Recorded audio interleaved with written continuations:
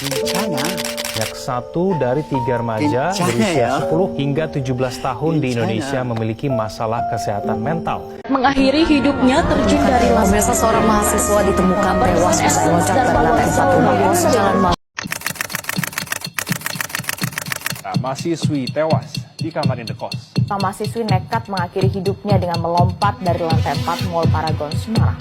Penyebab kematian mahasiswi FISIP Universitas Indonesia yang tewas setelah terjatuh dari lantai 18 apartemen. Saudara, seorang mahasiswi salah satu perguruan tinggi swasta di Kota Makassar, Sulawesi Selatan ditemukan tewas. Mengalami masalah mental. Gangguan mental. Dan emosional. tingkat kesehatan mental yang baik. Lembaga Indonesia National Adolescent Mental Health Survey mengungkapkan sebanyak 1 dari 3 remaja berusia 10 hingga 17 tahun di Indonesia memiliki masalah kesehatan mental.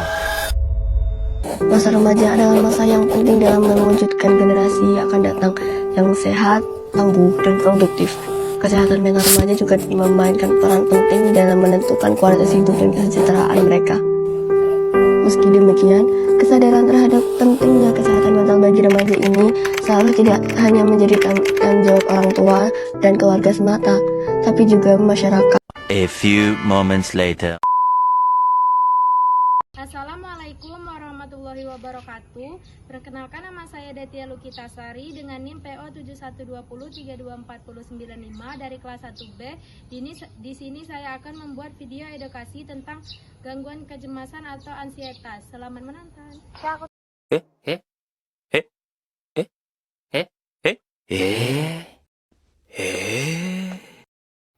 Halo semuanya, di sini kita akan membahas tentang ansietas atau kecemasan. Banyak orang yang sering merasa cemas, tapi seringkali kita tidak menyadari bahwa cemas itu masih wajar atau sudah berlebihan. Ansietas atau kecemasan adalah perasaan takut, khawatir, atau gelisah yang sering muncul secara tiba-tiba atau karena situasi tertentu. Dalam jumlah kecil, kecemasan itu normal dan dapat membantu kita lebih waspada. Namun, ketika sering atau terlalu kuat, kecemasan bisa mengganggu aktivitas sehari-hari.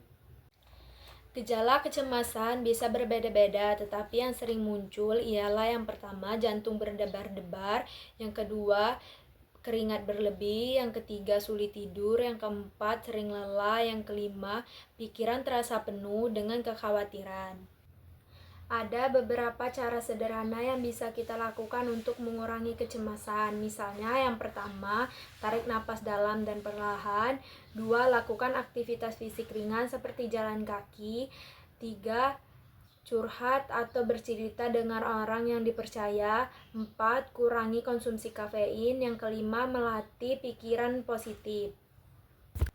Kalau kecemasan dirasakan terus-menerus sampai mengganggu sekolah, pekerjaan, atau hubungan dengan orang lain, sebaiknya mencari bantuan dengan orang yang profesional seperti psikolog atau psikiater.